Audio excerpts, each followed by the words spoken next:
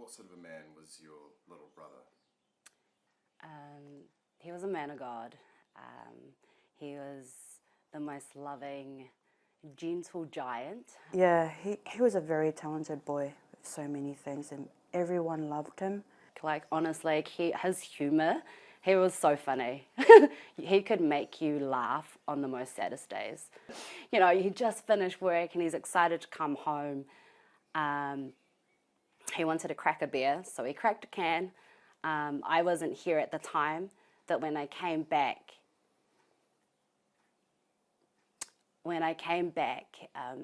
he wasn't himself. Something had happened. How could you tell he wasn't himself?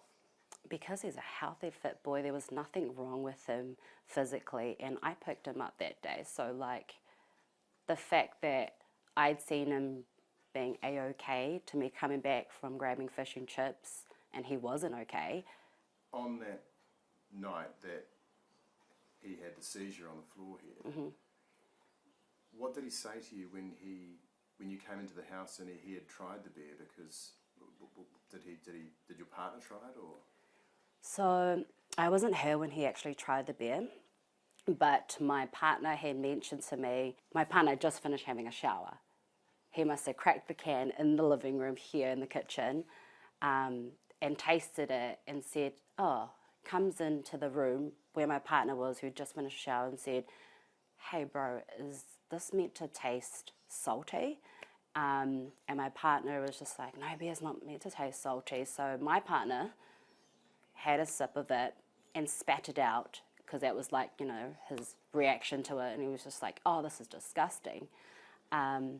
And then he went to go and wash his mouth, and then told my brother to wash his mouth. But that's the thing, like, we're not quite sure how much he had drunk before even coming to the room and telling my partner that this beer tasted salty. My partner was saying that he started shaking. He was just like, "I think I'm dying." When I came in, because I got called to, my partner was screaming down the phone saying, "Get here now." And I could hear him on the other end of the phone screaming my mom's name. And he was like, "Mom!"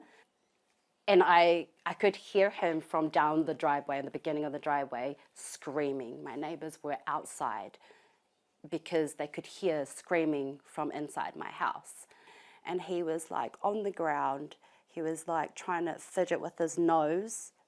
And he turns to me and he was just like, "Sis, I'm dying."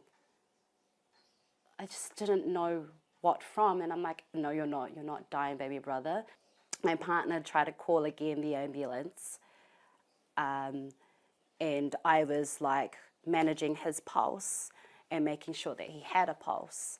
And I was just like, "Stay with me, baby brother," until all of a few seconds, when his hands became blue and his lips became blue in an instant, and I performed CPR. Every day I think, could I have reacted faster? Should I have stayed instead of going to pick up fish and chips?